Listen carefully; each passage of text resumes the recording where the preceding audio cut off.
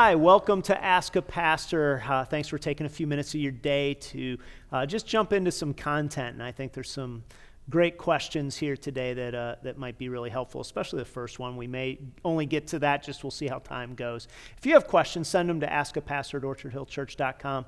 We'd love to address those at some point in the future. And if you are listening and wouldn't mind jumping over to the podcast avenue of delivery and subscribe to it, leave some thumbs up, comments, positive ratings, whatever's there on your mechanism to get it, that would be helpful. It just helps other people find the content as well. If you're listening on the radio, welcome on Facebook or other means. Again, we're glad that you're here. I'm joined by Joel Haldeman today. Joel, welcome. Yeah, thanks. Joel is our campus pastor of our Strip District location. A lot of exciting things happening there. Tell us just some of the things people can expect this summer in the Strip. Yeah, this is an incredible season for us. I'm just so excited. There's so much energy in our church right now and in our Strip District campus, and seeing God do some incredible things. So yeah, come join us on a Sunday morning. Beautiful location that's been rebuilt really from the inside completely. And so some Sunday, go do breakfast at the Strip, go to a service there. You won't regret making that part of it. So Joel, here's a question that came in, and this is got a lot of layers to it. It's in some ways a simple question, in other ways it's got a lot of layers. Yep. And it's subtitled, Slavery and Polygamy in the Bible. Can you give me your thoughts on this, please? I could just leave you there, but then it says this: I've had a few times where these two practices have come up with friends who do not want to accept the authority of the Bible because of these two issues. Slavery more so than polygamy. Yeah. I'm not sure what their friend's question is around polygamy. Yeah. If it's we'll leave that alone for right now. So just give us your quick. If somebody is sitting around and says, hey, slavery, the Bible was pro-slavery, and I'm assuming from the question, maybe they think the Bible was pro-polygamy because of some of the Old Testament stuff. So the Bible, supported slavery, polygamy.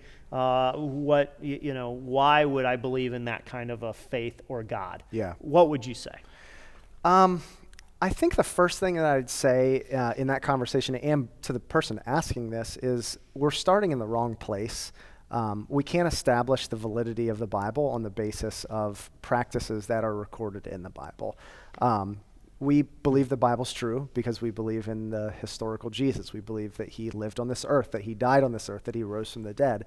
And if that is true, I'm going to pretty much go with whatever that guy says. I mean, if Jesus really rose from the dead.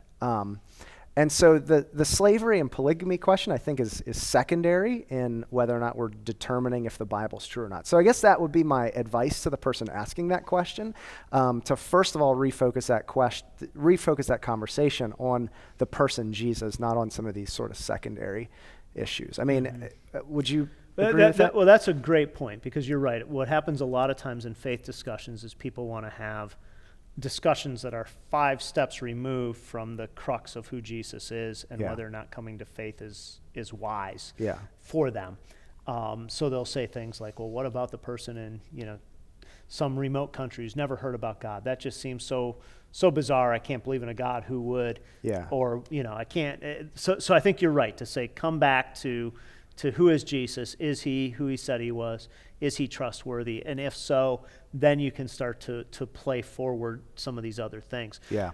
However, that seems to get some Christian leaders in trouble. I mean, I've heard some people, take an issue like abortion, where they'll say, well, I don't want to get into whether abortion's right or wrong because I don't want that to be the first issue somebody thinks about. I want them to think about Jesus and then come to a decision on that, and people will get all fired up.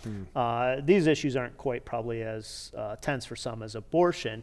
And so there probably is another issue here, and that is, to what extent should Christians on a whole speak to secondary issues versus primary issues? And I'm not saying abortion's secondary, or polygamy secondary. When I say secondary, I mean not at the core of what it is to believe in Jesus. Right. I don't mean to diminish those issues in any way. And if you heard that, the email for this is Joel Haldeman. I'm just kidding. So let's dive into slavery. So when somebody says slavery, because I do agree with what you're saying, absolutely. Get to the primary issue if you can. But the issue matters. But somebody's going to say, okay, but I still can't get past slavery. So unless you can answer that to my satisfaction, I'm not going to even consider this historical Jesus. Yeah. So let's do slavery first and then polygamy. Okay. I think in both of these cases, slavery and polygamy, we have to first recognize that there's a difference between something being recorded in the Bible and something being prescribed in the Bible. And that's a really big deal because the Bible is not primarily a story about heroes. We say that all the time around here, right? It's a story about one hero, Jesus, and the story, before and after Jesus is a story of people who are failures, losers, fools, and very occasionally a righteous person that God uses to bring about his plan of redemption. So, David is a murderer. Now, that doesn't mean that that murder is condoned by the Bible. So I think that's the first thing we have to say. And the second, along with that, is just the ability to recognize there are significant cultural differences in the way that we view both slavery and polygamy today versus 2,000 years ago. So slavery, first of all, when we think of slavery, we have this very specific occurrence of slavery in mind, that is this chattel slavery, where people are kidnapped from another land, brought to a place, and they suffer greatly. I would, absolutely say that kind of slavery is wrong. That shouldn't happen. That harms. That goes against what we believe about the image of God in people. But there's been another kind of slavery that has existed in the world that hasn't been the same as that. And I think you have to think of this in terms of, imagine you're living in 500 BC. You're living in an agrarian country. You're a farmer, a poor farmer. You don't own land, and for some reason, you and your family come under this huge debt that you can't pay. But you have to repay it. And what's the consequence of you not repaying this debt? Well, you're going to get thrown in a prison. Your whole family's going to get thrown into a debtor's prison. So now you have a choice. Now, in a day when there are no banks that are just going to give you a loan, you can't declare, bankruptcy. What someone had the option to do was to sell themselves into slavery. They're in slavery for a temporary period of time, 7 years, and they're able to repay that debt. And so you can think of it that way as just a very different type of slavery. The conditions in Israel where slavery happened were, they were vastly different than what we imagine. And so I think the first part is just understanding that slavery has existed in different forms throughout the world. Okay. So your first kind of response is the Bible records things it doesn't endorse. Right. Would you say then that the Bible does not endorse slavery? I would say that slavery has always existed in the world. It wasn't an invention of the Bible. What we find in the Bible as we start to read through law codes is that it begins to regulate something that already is existing in the world. And I think that's both the case with polygamy and slavery. So that feels to many like endorsement. So rather than fighting against the institution, it said, well, since you're already doing it and you're going to do it, let me give some regulations. How is that not endorsement in somebody's mind? Yeah. I don't know that I have a great answer for that, at least in the Old Testament. I know that in the New Testament, we would say the reason that Jesus didn't just come right out and say slavery is wrong is because it's believed that a third of the Roman world was made up of slaves. That was such a significant part of their economy that to just say slavery, this is the end of slavery, Rome would have squashed Christianity as this movement that was trying to overthrow the empire. And so what Jesus did was something very subtle and very effective. He begins to preach about the individual worth of people. And what happens is over time, society, the world laws begin to change so that, after hundreds of years of the Christian message, slavery is actually abolished in the Western world. I mean, with Christians leading the charge. Exactly. And so William Wilberforce is leading the way for slavery to be abolished because of his Christian faith. And so what I would say to this person is the reason you are even asking this question is because of the influence of Christianity, because you've come to believe that slavery is wrong because Jesus taught us that individuals have worth and identity and meaning. Right.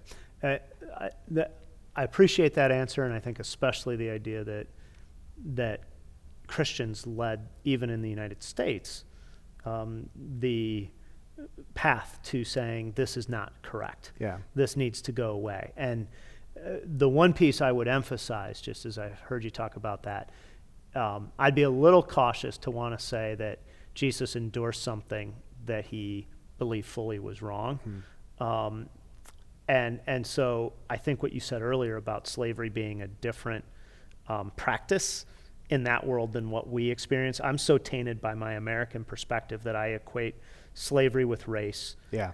And slavery with mistreatment and dehumanizing things rather than as part of an economic system that was economic and for people's benefit, actually, rather than against it. Now, I'm not saying slavery's a benefit, but what I mean is, but in that day it was. Is somebody did it because it was their best deal. Right. It would be like somebody's taking a really hard job today and saying, that's my best deal. Yeah. And at times it feels like slavery for me to take that job because it's my best deal. Yep. That's what people did. And so I don't think, again, the equating of slavery to our modern idea makes that a hard leap. But Exactly. I think to say Jesus moved that forward, and it is Christians that fought against slavery in Europe and in America and helped bring about the societal change. And your point is, the reason you believe it's wrong is actually rooted in Christianity is a great concept. So polygamy is a little less clean in the sense of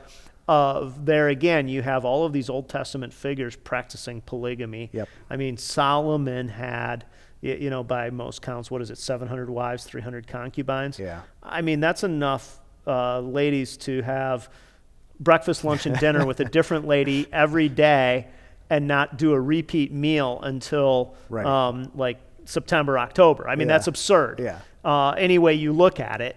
And yet Solomon is, lifted up. And I know you said we don't say that we have heroes, but, clearly it's recorded, not necessarily endorsed. In fact, we're told that all these women led his heart away from the Lord. But clearly he experienced some good things at the hand of God in the midst of having 1,000 women. Yeah. So as a pastor, how do you deal with that? I guess what I'd say is that from the very beginning, God establishes the first, God arranges the first marriage, right? And it's one man and one woman, and that's meant to be sort of this prototype of what marriage is to look like. Moving forward, I think polygamy is kind of a big question mark in the Bible in terms of, does God approve this or not? I mean, I would say that the Bible at no point condones polygamy, or I should say the Bible at no point calls polygamy good. But the Bible also, at least in the Old Testament, does not prohibit polygamy. Now, I think that... So I got to butt in here just for a moment. Just if for no other reason than my own entertainment here. Yeah. So if it's not prohibited, is it cool for you to have a second wife? In America? I'm just asking the question. I just heard you. Well, there's some places. Well, what if you say I'll divorce my first wife legally in the state and then take a second wife? Mm-hmm. I mean, there's ways to get around the law. I think that there are times when we can say that though this might not be technically a sin, it's not a good choice and it's not in the best interest of someone. I don't know. How would you respond to that? Wait a second. Did you just say polygamy is not a sin? I don't know that I can point to a place in the Bible where it says that it is a sin. I know that monogamy is held up as the ideal, that an elder has to be the husband of one wife. So that raises a whole nother host of questions. If the Bible doesn't call something a sin, does that mean you can't call it a sin? That's a trick question. That is a trick question. On the one hand, I think we don't want to be like the Pharisees, absolutely, who create additional sins. On the other hand, there are sins of Facebook, right, that the Bible's not going to record. So yes, there are sins that the Bible doesn't record as sin, but it kind of has to fall into a category. Well, the reason I asked that question is I think the impulse to say, I don't want to call something sin that the Bible doesn't call sin, I'm 100% with. Like I don't want to be the person who's like, I'm making up sins and creating categories that don't exist, and I'm, by implication, making all kinds of things. At the same time, like sometimes you'll hear people say, well, Jesus never said polygamy was wrong. Jesus never said X was wrong. Yeah. Well, Jesus never said that rape was wrong. Right. Jesus never said that incest was wrong. Yeah. I have no problem saying rape and incest are sin. That's true. Because those are clearly against God's intention for human sexuality based on an entire reading of the Bible. I think I would be able to say, although I agree that polygamy isn't as clean, because of the way that it was practiced and by people who again would be heroes of the faith, if you want to use that phrase, which again we don't like because there are no heroes. Right. We're all fallen, which I actually think is the point of that ultimately. But I think I'd be comfortable going back to Genesis and saying human relationships were instituted to be a man and a woman. Yeah. Jesus affirmed that when he said that a man should leave his father and his mother, and the two should become one flesh, not three. And so I think I would be able to comfortably say if somebody takes on more than one spouse, that isn't God's design for sexuality, therefore it would be sinful. So I guess I would want to be able to say, yeah, although I don't think it's as clean as some other things, as, thou shalt not murder. Yeah. I think you can make a pretty compelling case that it isn't God's design for human sexuality, which therefore would make that indeed sinful or wrong.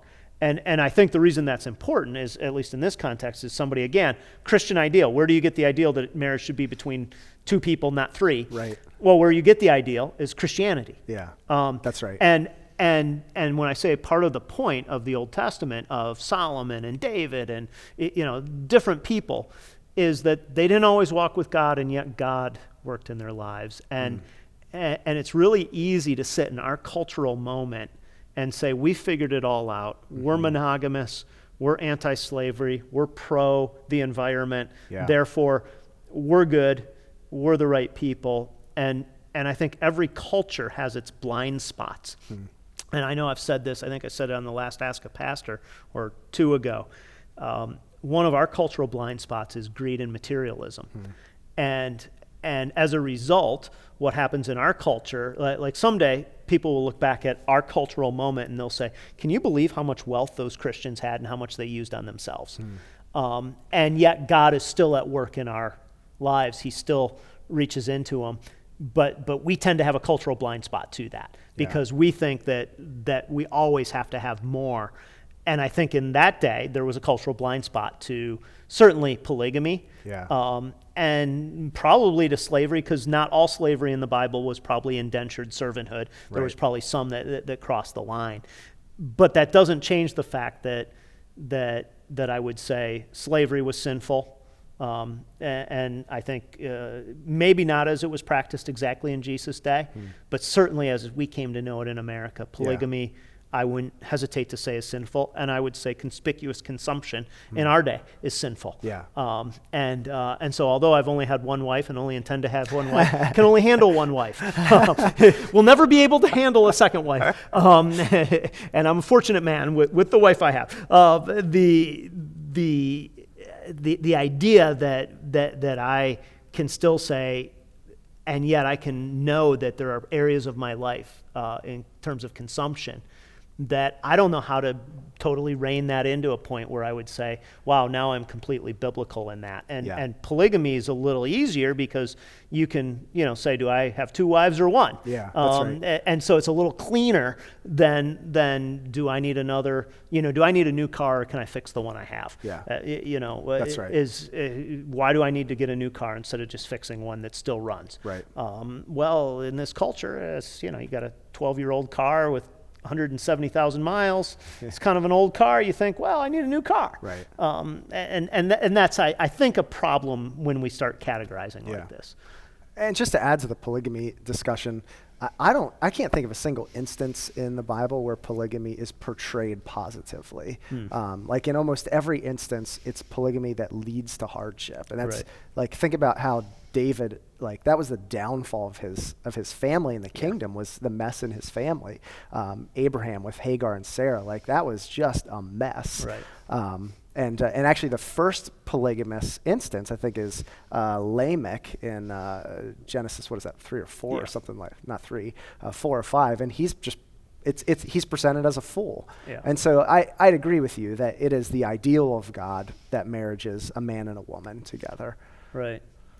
Single entity. But I think your impulse again to say, I don't want to call things sin that aren't clearly sin.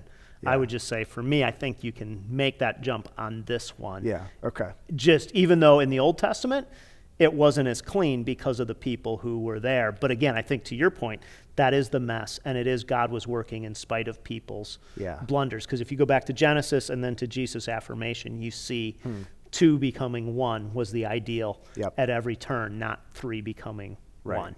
And in that. So I love your point, though, about where the impulse of should comes from is often actually biblical ideals that have so shaped our thinking that the idea of human value, fairness, monogamy, loyalty, those are biblical ideals. And so to the person who says, my friends struggle with these things, I think what Joel's saying, and I think he's right, is to say if you can turn that around and say you're actually longing for something that is taught in the Bible rather than arguing against it.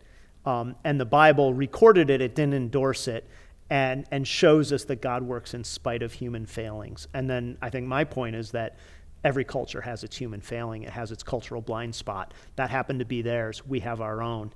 In this day, that one day people will look back, and in fact, in this day, people look from other parts of the world at America and say, really? Like, that's how you exercise your faith?